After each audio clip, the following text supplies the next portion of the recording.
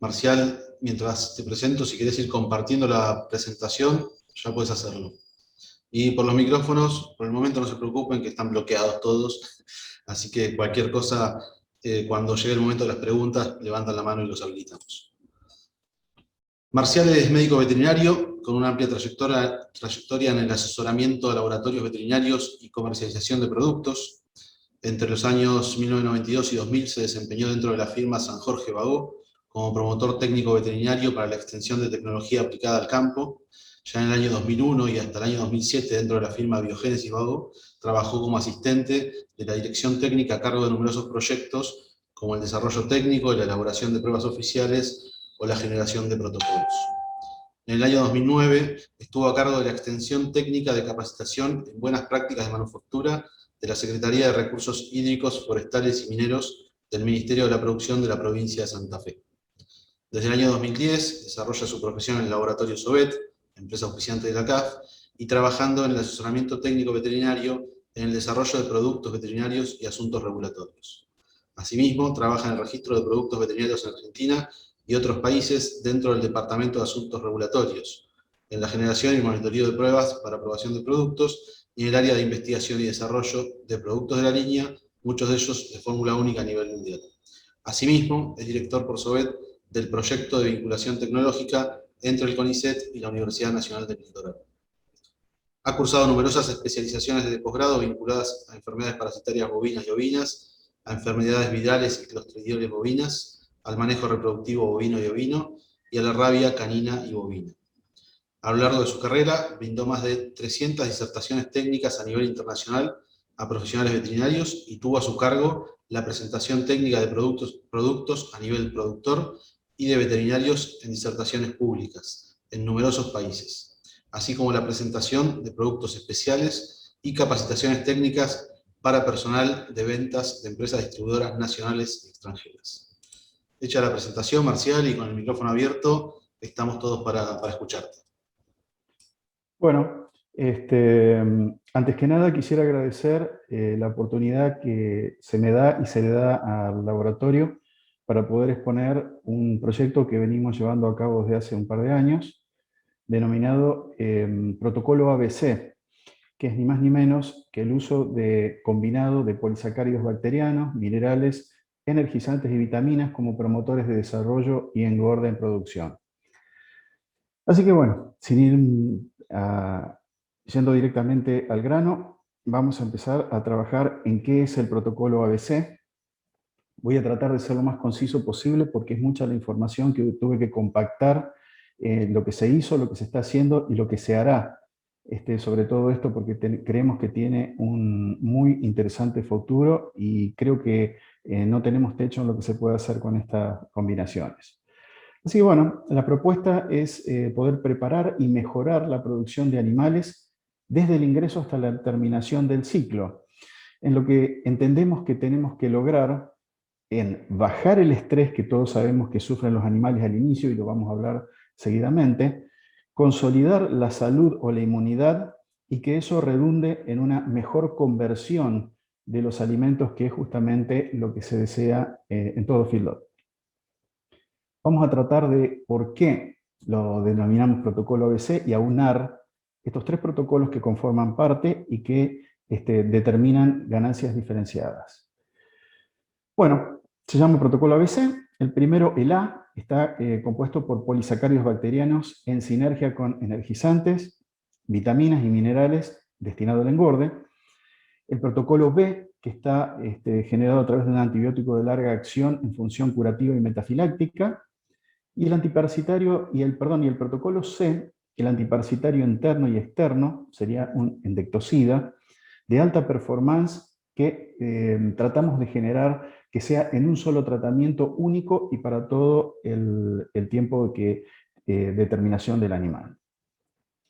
Para eso primero vamos a consolidar lo que es el concepto de sinergia entre los polisacáridos, minerales, vitaminas energizantes, entre la metafilaxia y el purón que estamos hablando. Entonces, ¿qué es la sinergia? Es el incremento y potenciación de la acción de diversas sustancias debido a que actúan conjuntamente y que aplicadas por sí solas no darían el mismo resultado.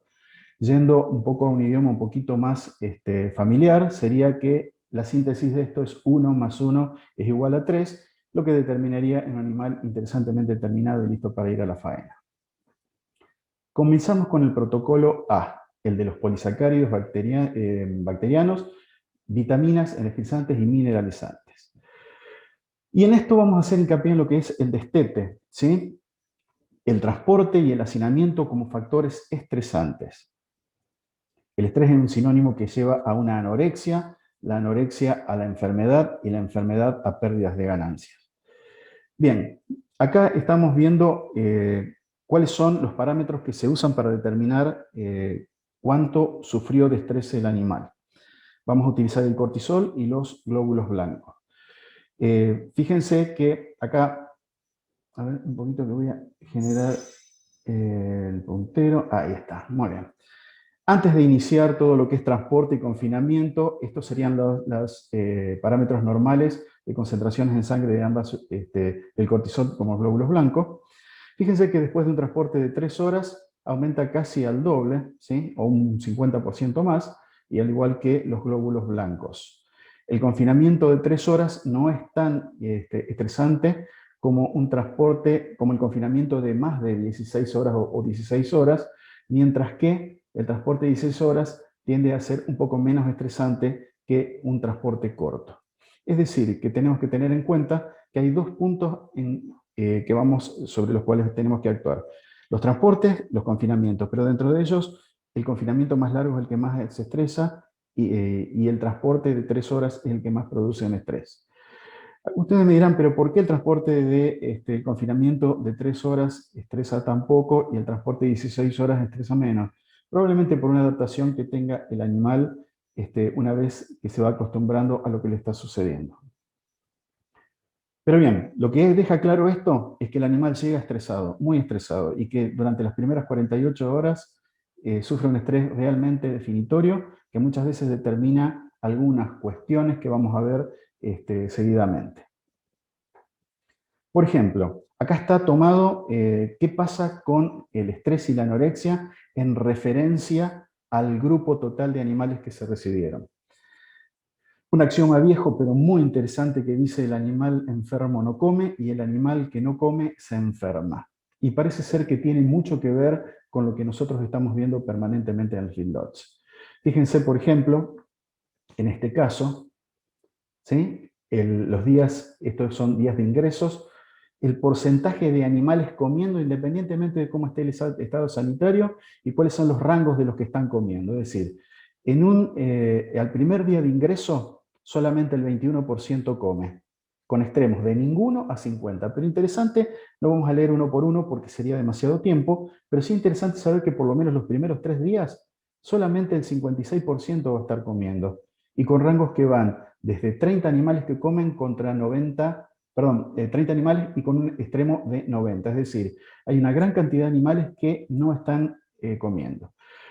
¿Para qué muestro esta placa? Para ver lo interesante que es, primero, generar una suplementación forzosa que no dependa de la voluntad del animal. Y segundo, que esa formulación debe contemplar no solamente el descenso de los estrés, sino también una buena nutrición de ingreso.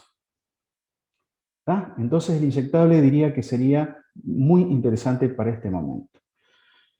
Otra de las cosas por las cuales tenemos que actuar con inyectables es, por ejemplo, el tiempo de comida sin agua, perdón, el tiempo de comida y tampoco agua, es decir, de inanición que puede tener el animal, y cuánto determina en desbaste, es decir, un día, una hora, perdón, de ausencia de agua y comida, determina un 2% de desbaste que no va a tener necesidad de recuperarse porque prácticamente en el día de ingreso ya está recuperado. Pero fíjense lo interesante de esto, que a partir ya de los 8 días tenemos un 4 o un 6% de desbaste, perdón, 4 o 8 horas quise decir, 4 o 6% de desbaste, y son 4 o 8 los días en recuperarse. Y que hablar si son 16 a 24 horas sin comida, que determinan un 10% de desbaste y que determina también hasta 24 días de recuperación para volver la cuenta a cero. es un trabajo de Fox et al. Ya en 1985. Es decir, otra vez, insisto en la necesidad o la mejora de aplicar inyectables en el momento del ingreso que sean nutritivos, que sean energizantes y que tengan la capacidad también de ser inmunoestimulantes, como lo vamos a ver.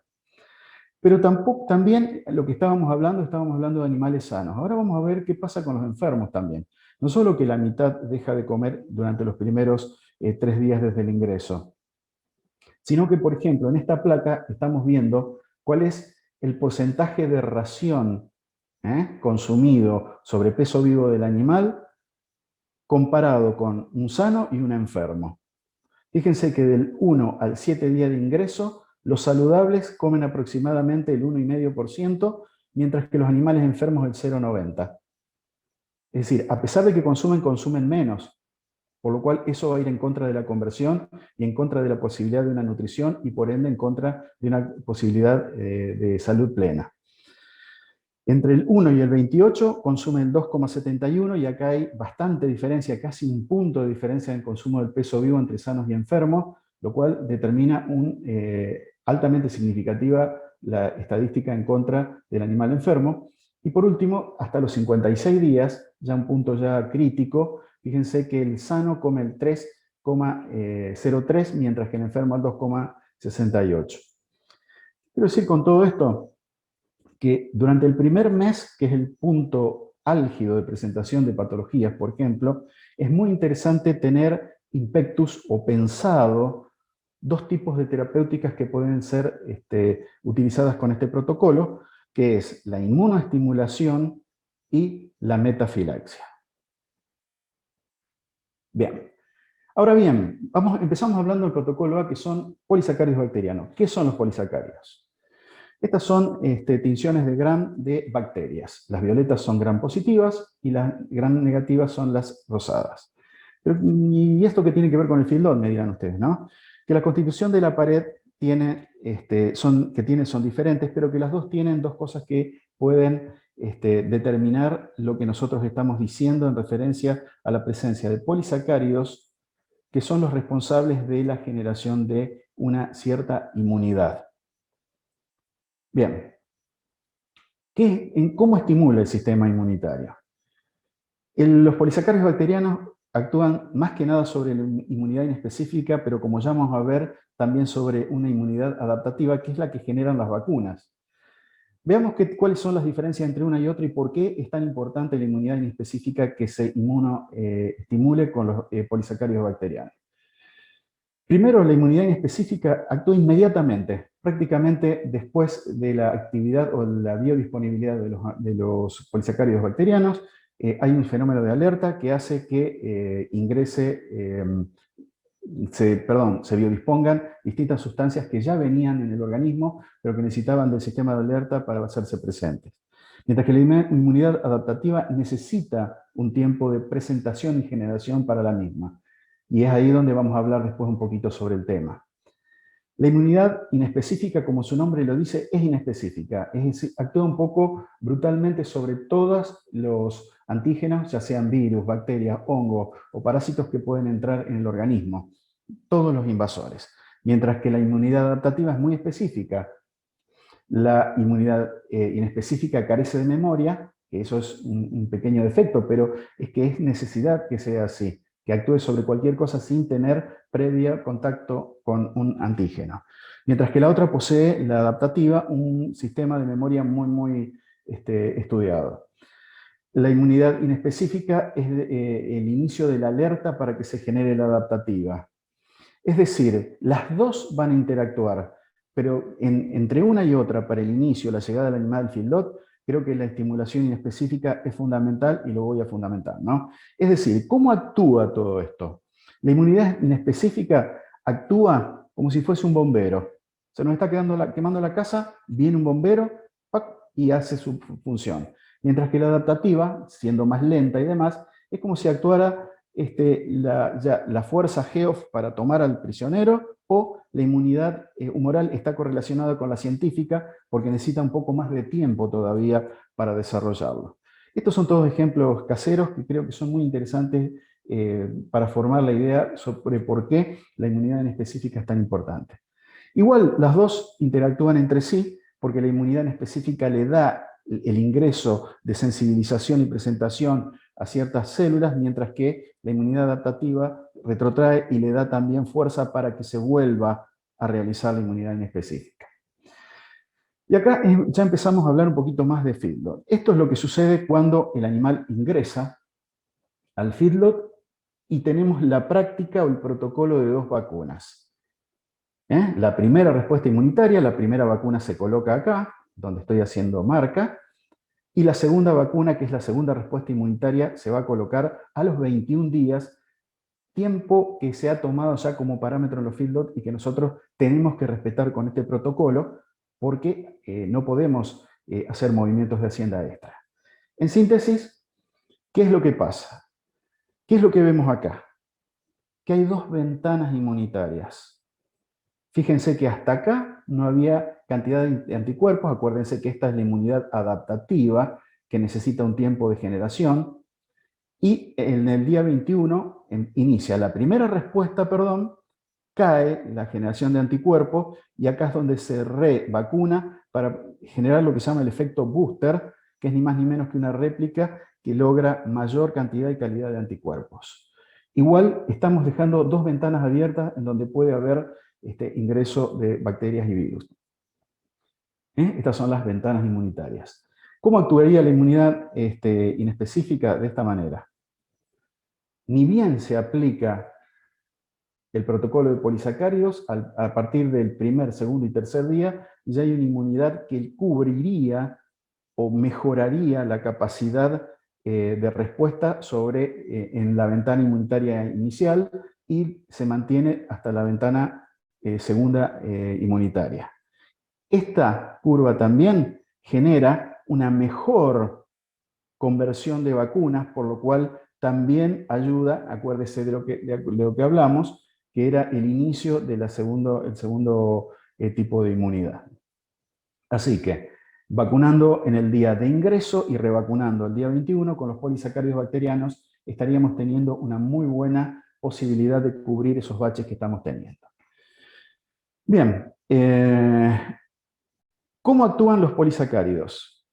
No solamente en la cuestión de prevención de enfermedades inmunitarias, sino también que hace años que se viene estudiando, esto estamos hablando desde la década del 60, que se vienen investigando y que tienen una función muy importante que a ustedes les va a importar probablemente tanto como evitar la enfermedad, que es la de promotor del crecimiento. ¿Por qué sucede todo esto? Los polisacáridos a nivel hipofisario estimulan la secreción de la hormona STH, que es la somatotrofina, y entre nosotros es la misma que utilizó Messi para salir de su enfermedad y crecer. Fíjense lo que hubiera sido Messi sin la somatotrofina. La TSH, que es la hormona estimulante de la tiroxina, que como todos sabemos genera la hormona tiroides, tiroxina, que es la que mejora y maneja el metabolismo basal en el cuerpo, subiéndolo o bajándolo de acuerdo a cómo se conviene. Y por último, también estimulan la secreción de ACTH, que estimula la secreción de hormonas corticotrofinas, que son las que estimulan las glándulas suprarrenales que manejan el metabolismo de los glúcidos y potasio.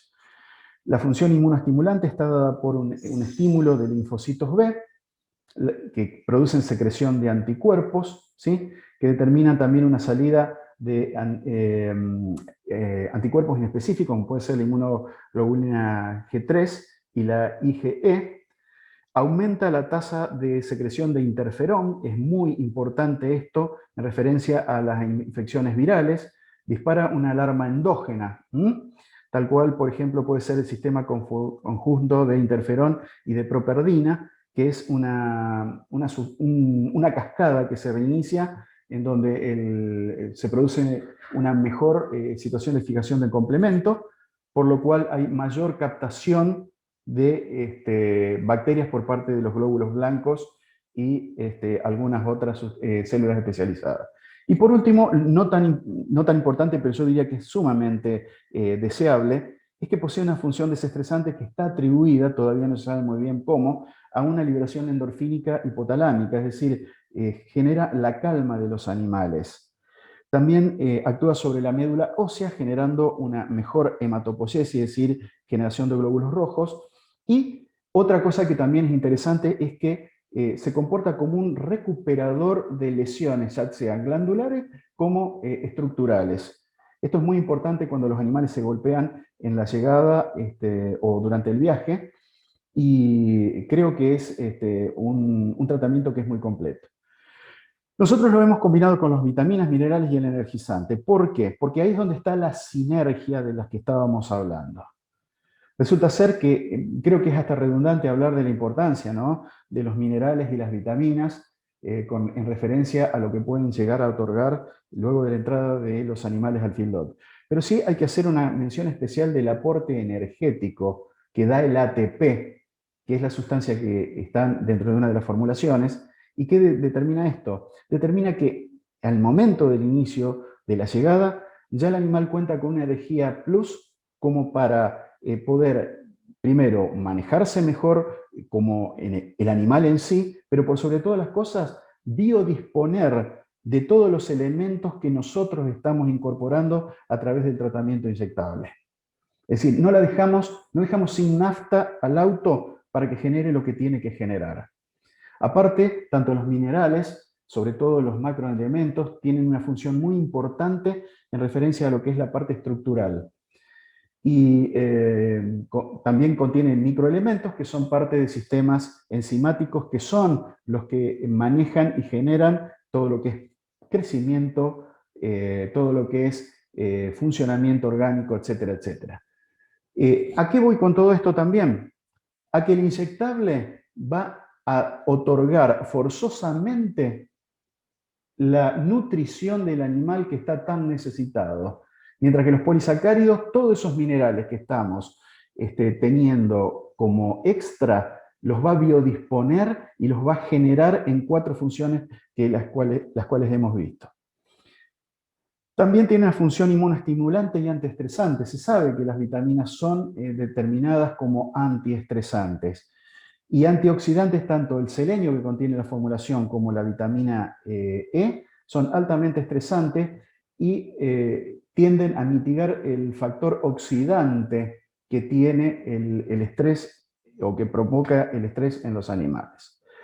Para ir dando más o menos un término, fíjense lo interesante de aplicar un inyectable. Primero, no sufren ningún tipo de absorción o evitar bloqueo de absorción porque no pasan por el rumen y tampoco tienen que ver con la calidad del agua que podría estar afectando, formando quelatos que, por ejemplo, como sucede con el cobre. La dosis es muy exacta, no hay ningún tipo de desperdicio y se puede graduar de acuerdo a lo que es el animal, la categoría y la necesidad. Son muy prácticos porque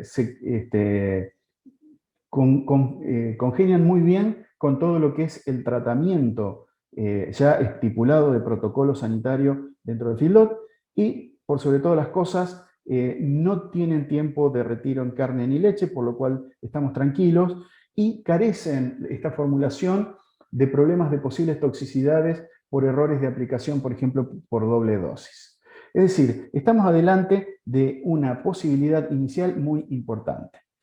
Esto lo voy a pasar rápido porque realmente es ni más ni menos que dar un poquito de qué está compuesto una de las fórmulas, el tratamiento 1 del protocolo A y los polisacáridos bacterianos que se utilizan. Hay que recordar que los polisacáridos que se utilizan son los que están más orientados hacia la generación de crecimiento y conversión, pero que también, por supuesto, actúan muy bien como inmunoestimulantes. Esto, ¿cómo lo comprobamos nosotros? A través de pruebas en casas de altos estudios, por ejemplo en la Universidad de La Pampa, en donde se hizo una prueba con vaquillas de 12 meses destinadas a faena, un lote tratado de 20 animales, se le aplicaba 1 mililitro cada 50 kilos, como habíamos dicho, y un lote control sin tratamiento. Esto fue hecho en el año entre 2019 y 2020 y vamos a ver cuáles fueron los resultados. Primero, glóbulos rojos. Los tratados son los azules, los rojos son los controles. Fíjense que hay diferencias notables que estadísticamente fueron altamente significativas, por lo cual hubo más eritropoyesis. Y ustedes me preguntan, ¿para qué puede servir eso? Y puede servir, por ejemplo, para animales que vienen muy castigados, con falta de sangre por cuestiones parasitarias o por cuestiones hemoparasitarias. Mientras que los glóbulos blancos también se comportaron de la misma manera que los glóbulos rojos, es decir, hubo una cantidad altamente significativa en diferencia a lo que fue el lote de testigos. Y proteínas plasmáticas, que es ahí donde vemos también que se comporta de la misma manera. ¿Pero qué quiere decir todo esto? Y que acá demuestra perfectamente que hay una actividad sobre la médula ósea, y acá demuestra perfectamente que los polisacáridos se comportaron como inmunoestimulantes. Y ustedes dirán, ¿y eso qué tiene que ver con lo que queremos ver? Y ustedes quieren ver qué sucedió con la ganancia en kilos. Ojo que estamos hablando de animales que estaban criados a pastura natural, por lo cual teóricamente en el feedlot podrían tener mejores performances. En realidad lo que sucedió, y para ir acortando un poquito, es que el lote tratado generó 20 kilos de diferencia y 118 gramos diarios de diferencia. Actualmente tenemos un ensayo en curso en donde estamos tratando con terneros que fueron castrados dentro del protocolo, por lo cual el estrés subió, y que están sobre una pastura de alfalfa, y que lamentablemente lo queríamos presentar para esta jornada, pero hubo problemas que hicieron que se extralimitara el tiempo, y el doctor Mascaró, quien es el que está llevando a cargo el ensayo, me dijo que hasta dentro de 15 días no iba a tener la parte estadística realizada, pero ni bien podamos acercárselos. Extraoficialmente está muy contento con lo que viene sucediendo. Y ese protocolo está hecho no solamente con polisacáridos bacterianos, sino que está directamente siguiendo el protocolo de engorde, que es el que a nosotros nos importa. Bien. Pruebas propias hicimos en 9 establecimientos distintos, ¿sí? Esto es para que vean la cantidad de establecimientos que se fueron haciendo. Uno dice, puede ser que es muy difícil de comprender esto, pero lo simplifiqué de esta manera. Hubo una diferencia de casi 90 gramos promedio en todos los establecimientos, con un 8,08% de diferencia de peso al final. Y tratamos también de ver en un ensayo que hicimos en la localidad de Calchaquí, en un feedlot comercial, en donde determinamos cada una de las razas cuál fue la que mejor se comportó, y volvemos a lo que le interesan a ustedes, es decir, la conversión, en donde los cruzas se comportaron realmente muy bien, una diferencia notable, ¿sí? Estamos hablando de 906 animales de la N, por la cual es sumamente importante. Así que bueno, esto es lo que sucedía con el protocolo A. Ahora vamos a pasar al porqué de un antibiótico específico dentro de lo que puede llegar a ser la necesidad de una metafilaxis. ¿Por qué la tulatromicina? ¿Por qué elegimos esta? Les comento que nuestro laboratorio tiene toda la línea de antibióticos, por lo cual podríamos haber elegido cualquiera. Sin embargo, nos volcamos hacia la tulatromicina. ¿Tiene que ver con qué? Es una droga que tiene una farmacocinética totalmente diferente. Es muy rápida de actuar. Entre los 15 y 30 minutos ya tenemos niveles plasmáticos muy de alto nivel de inhibición de las bacterias, y se distribuye fantásticamente bien. El 90% se biodispone durante estos primeros 30 minutos. Llega al foco infeccioso de 3 maneras distintas. Una es a través de la diapédesis de los glóbulos blancos. Al ser muy lipofílica, entra en los glóbulos blancos y llega al foco infeccioso a través de la diapédesis. Mientras que la segunda es la concentración alta que logra en el foco infeccioso. Fíjense qué interesante es esto. Es 180 veces más concentrado en el foco infeccioso que en el plasma sanguíneo. ¿Sí? Y también a través de que es una trampa iónica. Los focos infecciosos tienen una carga especial que justamente se contrapone a la carga positiva que tiene la tulatromicina, por lo cual por fenómeno de atracción iónica llega. Es esencialmente bacteriostática. Bien, ¿por qué es tan interesante también? Y porque actúa de una manera totalmente diferente a todo lo que son cefalosporina, penicilinas y florfenicoles.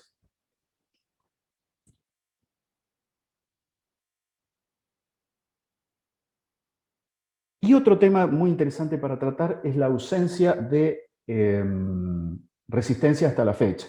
Fíjense, por ejemplo, la tilmicosina tiene un 33, esto es un trabajo hecho por el INTA Balcarce y INTA Marcos Juárez, en la mayoría de los pilotos de la República Argentina, en donde ubicaron 33% de resistencia a tilmicosina, 3 de la oxitetraciclina al 20, 2% de florfenicol y la enrofloxacina al 10% también tuvo 2% de resistencia. En la tulatromicina, hasta la fecha, no se ha encontrado ningún tipo de resistencia, por lo cual eso implicaría una mejor actividad sobre los animales que ingresan. ¿Cuál es el espectro? Bueno, sobre gram positivo, Staphylococcus strepto y Corynebacterium, realmente muy importante el espectro sobre estas bacterias que son de alta importancia en el feedlot, pero por sobre todas las cosas, las bacterias que actúan en el complejo respiratorio bovino, que son las que realmente nos interesan. Y más aún, sobre todo, actúa fantásticamente bien sobre las clamidias y micoplasma, que también son integrantes del complejo respiratorio bovino y altamente insidiosas y muy difíciles de tratar. Es decir, estamos adelante de una droga que nos va a ser muy útil, por lo menos en los próximos 10 años, sin ninguna duda. El tratamiento es 1 mililitro cada 40 kilos, dosis única, con 9 días de tiempo residual de actividad. Esto es prácticamente único en todos los antibióticos. Una seguridad de hasta 10 veces la dosis aplicada, que no determinaría ningún tipo de inconveniente de toxicidad, y actúa muy bien concentrándose, imagínense, 180 veces en el pulmón, justamente donde tiene que tener que actuar, o hacia donde tiene que ir la metafilaxia. Últimamente se han hecho trabajos sobre Moraxella bovis que dio perfectamente como curativa, y por último como Pietin, que son realmente 3 de las entidades patológicas que normalmente vemos en el feedlot, pero por sobre todas las cosas el complejo respiratorio bovino. Y como metafiláctico, y bueno, es uno de los grandes indicados, por a través de sus 9 días, no tener resistencia, un espectro adecuado, permite un tiempo de aclimatación, porque esos 9 días aportados en el punto de inicio, en el llegado de los animales, nos da 9 días de seguridad, por lo cual estaría tapando sin ningún inconveniente la primera ventana inmunológica que habíamos hablado. ¿Está? Es decir, realmente estamos teniendo un producto que nos puede llegar a ser muy útil y es el protocolo B. Esta es una plaquita que quiero que vean porque hice una comparativa del tiempo de cubrición que tiene la tulatromicina en referencia a otros antibióticos. Fíjense toda la gran diferencia que hay, son 9 días contra la otra máxima que puede ser la Euxi-LA de 4 días, y eso es lo que determina también un diferencial de excelente costo-beneficio, por cual puede llegar a ser utilizable sin ningún inconveniente. El tiempo de restricción son 21 días, por lo cual si se aplica en el tiempo cero no hay ningún tipo de inconveniente para el momento de la salida a faena. ¿Qué es lo que hicimos o cuáles son las diferencias entre unos y otros activos que se pueden utilizar como metafilácticos o curativos? Un ensayo que se hizo son casi 300 animales, 100 con tulatromicina, estamos hablando únicamente de metafilaxia, sin tener en cuenta la cuestión de tratamiento de animales enfermos. ¿Y qué fue lo que sucedió? Y el lote en 27 días de 100 animales ganó 38 kilos, mientras que la tilmicosina, ganó 31 y el testigo solamente 25. Recuerden que no estamos hablando de tropas enfermas, esto es una metafilaxia de algún que otro animal que ha entrado enfermo y se consideró hacer el tratamiento. Es decir, la tulatromicina le sacó 7 kilos de diferencia a la tilmicosina y 13 al testigo, un 19 y un 35% respectivamente. Bien, y sobre curación de casos, 26 terneros con tulatromicina y 25 florfenicol, hubo 22 curados, 19 con el florfenicol, que es un excelente activo también, es decir, hubo un 85% de curados contra un 76%, perdón. Es decir, más 9% de diferencia a favor de la tulatromicina. Y por último ingresamos en el protocolo, que es un purón con fórmula de fipronil e ivermectina purón. Bien, es al 2%, 1%, es el único que es a doble dosis con 1 mililitro cada 20 kilos, lo cual facilita mucho la administración. Una sola aplicación, muy excelente poder de volteo, realmente es letal, larga residualidad, que hace que tengamos seguridad que nos va a durar durante por lo menos, de acuerdo a la especie parasitaria, todo el tiempo que el animal está dentro del feedlot. El espectro es amplísimo. Estas son todas pruebas oficiales que hemos aprobado contra garrapata, contra piojos chupadores y masticadores, es decir, las dos especies, que es la diferencia con respecto a las ivermectinas, los insecticidas. Actúa muy bien como miasis. Hemos hecho pruebas inclusive con terneros castrados. En el momento de la castración del ternero se aplicó el producto, anduvo bárbaro.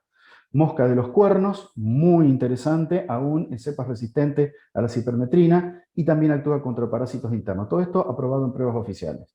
Y pruebas propias, hicimos URA en Misiones, que realmente exterminó la URA, y sarna, en algunos feedlots hemos hecho pruebas en donde se comportó muy bien, de tal modo que se puede ser candidato como, todavía no nos vamos a presentar ahora a pruebas oficiales, pero puede ser candidato a erradicar sarna en los establecimientos en donde se utiliza. Pero lo interesante es que por su fórmula ahorra aplicaciones de ivermectina, de doramectina, puravicheras y el uso de otros purones. Vamos ahora a sintetizar para que no se aburra. Primero, todos los 3 protocolos se administran en el mismo momento, y ahí es donde está la gran versatilidad y practicidad del tratamiento. ¿Cómo lo hacemos? Al ingreso aplicamos los polisacáridos bacterianos más ATP y vitaminado en el momento de la vacunación, por lo cual acá no generamos otro movimiento. En el mismo momento aplicamos el protocolo C, que es fipronil más ivermectina, y sería deseable también, si existe algún que otro animal enfermo o si viene de tropas que no están preparadas, o si no, si queremos realmente estar seguros de que tapamos esa ventana inmunológica, el tratamiento B, que sería profilaxia o metafilaxia con tulatromicina. El retratamiento al día 21, por lo cual no tiene otra necesidad de movimiento de tropa, ¿sí?, con el mismo protocolo A. Y si existe una duda de que puede haber algún tipo de resistencia, sería interesante reforzar la acción antiparasitaria con ricobendazol o levamisol.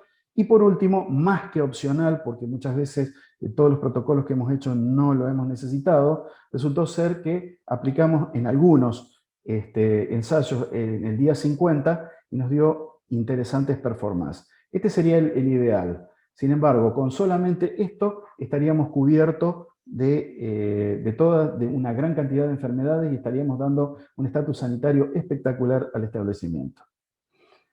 En síntesis, y también lo que nos interesa, la ecuación económica, muy groseramente hablando, sería aproximadamente de todo el tratamiento. Acuérdense que tenemos antibiótico, más los polisacáridos bacterianos, más el purón, 2,5 kilos de carne total, todo el tratamiento, ingreso, reaplicación y opcional, con un recupero de entre 10 y 20 kilos de carne por animal.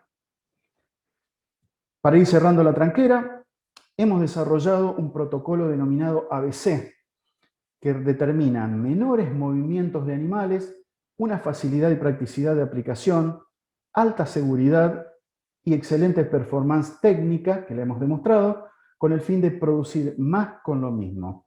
Sería cuestión entonces de hacer las cosas simples y ponerse a correr. Si ha quedado alguna duda de la charla, no solamente está la grabación, sino también nuestro asesor especial de feedlot, el doctor médico veterinario Maximiliano Pianetti. Les doy el mail y el teléfono por si quieren comunicarse. Es nuestro promotor que está permanentemente asesorando y generando técnicas dentro de lo que son los feedlot. Bueno, yo con esto creo que estoy en tiempo, así que doy por terminada la charla. Agradezco de nuevo la posibilidad que se le dio a Sovet y a mi persona para disertar en tan importante evento. Y quedo abierto para cualquier tipo de pregunta o duda que se pueda realizar.